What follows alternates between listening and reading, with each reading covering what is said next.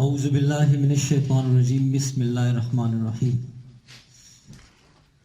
الله ربي لا أشرك به شيئا ټولو ښاغلو پښتنو وروڼو ستړي مشئ. السلام علیکم. ښاغلو، دا دنیا دا نړۍ د الله تعالی ملک دی.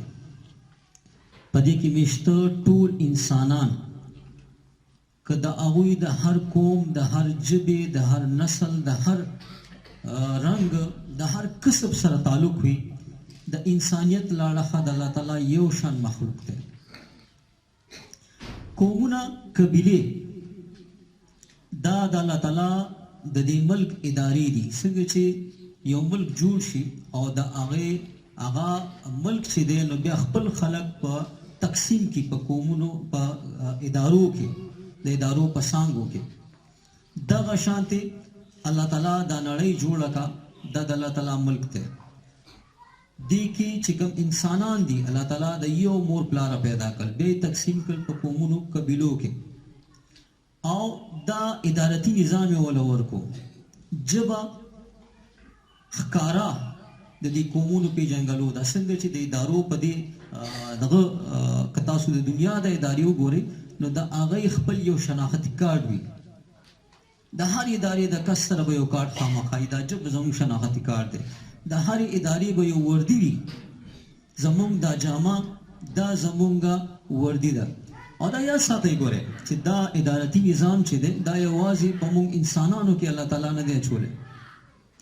دا ادارتي نظام چې دی که تاسو د عوام مارغان وګورئ، که تاسو د اوبو ځناور وګورئ، که تاسو د ځمکې ځناور وګورئ، دا مارغان وګورئ، که دا کارغه دی او دا کونتره ده، دا دواړه مارغان دي، خو د دوی ژبه بدله ده، د دوی تر دې جامه بدله ده، د دوی کړه وړه بدل دي.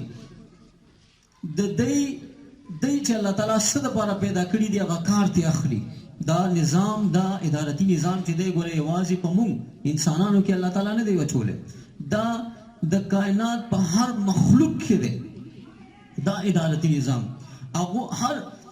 هر قوم ته به که هغه د هوا مارغه دي که نه، مارغان دي، هغوی کې وګورئ دا هر قوم به خپله ژبه وي، د هغوی به خپله جامه وي، د هغوی به خپلې قبیلې وي، د هغوی به خپله وینه وي، خپل رګ وي، خپل ډینې به وي.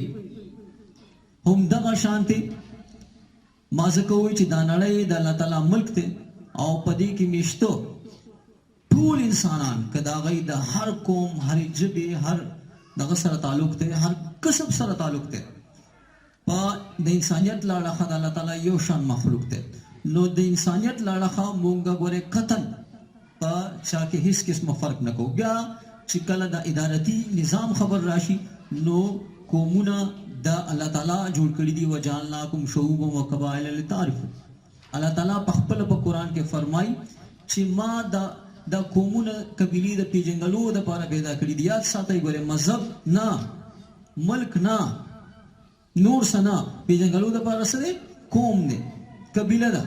دا د قرآن حکم دی. ګورئ محمد رسول الله صلی الله علیه وسلم دا حدیث یو دغه به ته بیان کوم چې که چا د خپل نسب نه انکار وکړو هغه ملغون دی، لعنتي دی. لږ سوچ وکړئ دې سیز ته. مونږ ته قرآن ووایي چې ستاسو پیژنګلو څه ده؟ ستاسو قوم دی. اوس زموږ قوم چې دی د دې پیژنګلو څه ده؟ زموږ د قوم ژبه دا زموږ د قوم پیژنګلو ده. که زموږ نه دا ژبه ورکه شوه نو مونږ له چې کوم پیژنګلو الله تعالی راکړې ده دا به زموږ نه ورکه شي. زموږ د دې قوم کور، زموږ د ملګري خبرو وکړه، دا پښتنه خاوره، دا مونه د ترباسي نه دا خاوره چې ده دا د پښتون قوم د برخې کور دی. دا د پښتون قوم شاملات دي.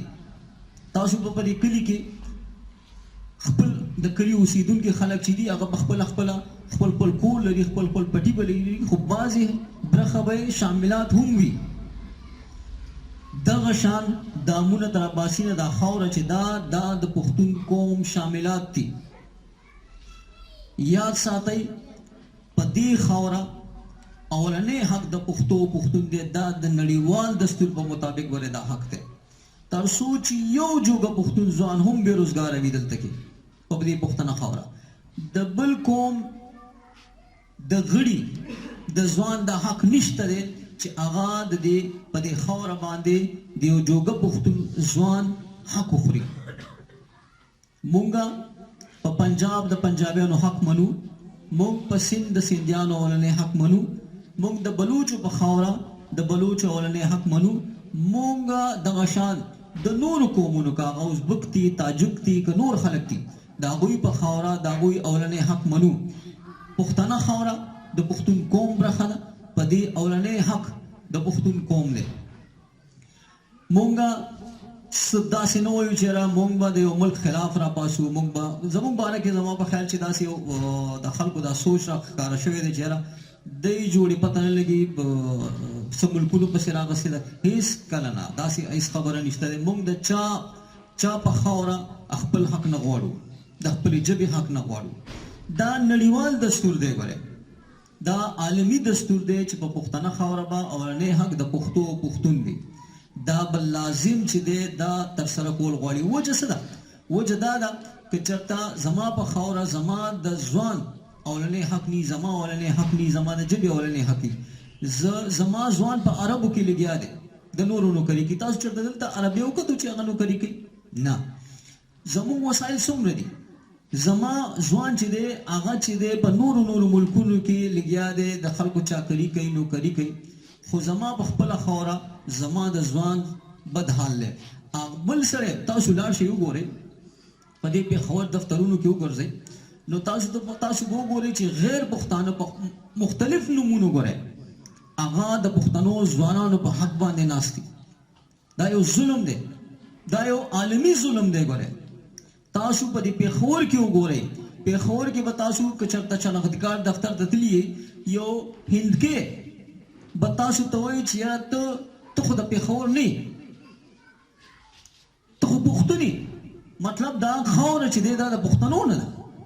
حالانکه د شیخ ملي د ویش په مطابق ګورئ چې هغه به په هغې مغولو ټاپه لګولې ده، په هغې باندې چې دی نو دغه انګریزانو ټاپه لګولې ده چې دا صحیح دي چې دا خاوره چې دی دا د پښتون قوم ده. نو لازم ده چې د پښتون قوم ده نو د دې په وسایلو، د دې په نوکرو، د دې په هر څه اولنی حق د پښتون ځوان دی، د پښتونو دی. اوس دلته ما ته ویلی کېږي چې ته به شناختګار جوړی نو ته خو ما ته د دې ځینې ما ته څه وایي هندی ما ته وایي، هغه په خپله ته وګورئ هند کو هغه په خپله وایي زه هندی یم او ما ته وایي ته د دې ځینې. زما په خاوره زما پښتون ته خلک وایي چې یاره ته خو د دې خاورې نه. دا چا کړي دي؟ دا زمونږ ناپوهۍ کړي دي او زمونږ هغه په خپلو وسایلو په خپل اولني حق سترګې پټولو کړي دي. دا شر نه دی، دا غداري نه ده، دا جرم نه دی. ستاسو حق دی